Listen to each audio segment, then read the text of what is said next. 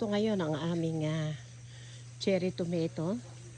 Yung isang vlog ko po ay ito ay bulaklak pa lang, ano? Nakikita pa lang. Visible pa lang yung laki ng bilog. Pero ngayon, ayan na, oh, may silay na siya. Ayan na. So, kita-kita na yung bunga, no? Ang dami, oh. Siguro, pangalawang linggo ko ito ng punta rito. Ay, nagulat naman ako. Ang dami naman palang bunga ngayon. At ngayon, titikman natin to. Napakasarap nito. Ayan po, ang kapal. Ay, nako. I'm so amazed. How much more ko ito ay i-sprayan ko ng tampalaki. Pero ayoko, gusto ko lang talaga yung cherry. Ay still cherry tomato. Ayoko siyang lumaki. Para one bite, one size. Ayan. Oh, wow. So beautiful and wonderful.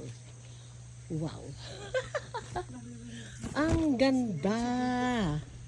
Ang ganda. Wow, wow, wow. Oh, yan. Kasing ganda ata nung may-ari ito eh. Ha? Sino kayo may-ari ni Re? Ay, kaganda. Oh. Ang ganda. Oh. Nakakatuwa naman. Mas matutuwa kayong dalawa pagka pinatikim ko nito. Pipitas ako, tigisa kayo at saka kayo magsabi ng kung ano ang comment nyo. Ha? Pero first time, ha? Oh, yan, no? Oh. Huwag kayong pipitas nang hindi ko alam. Ayan. Ang ganda. Ang ganda naman talaga. Perfect. Perfect growing. Yan. Ito po ang cherry tomato namin. Ayan po. Ang Tonatico. Tonatico variety. Ayan, may silay na siya. Pero lumaki itong Tonatico sa ganda. Talagang ano siya, yung ano ang tawag dito?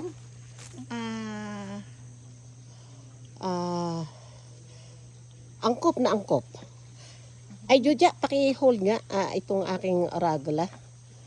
Paki-suyo lang. Ayan. Ang ganda, no?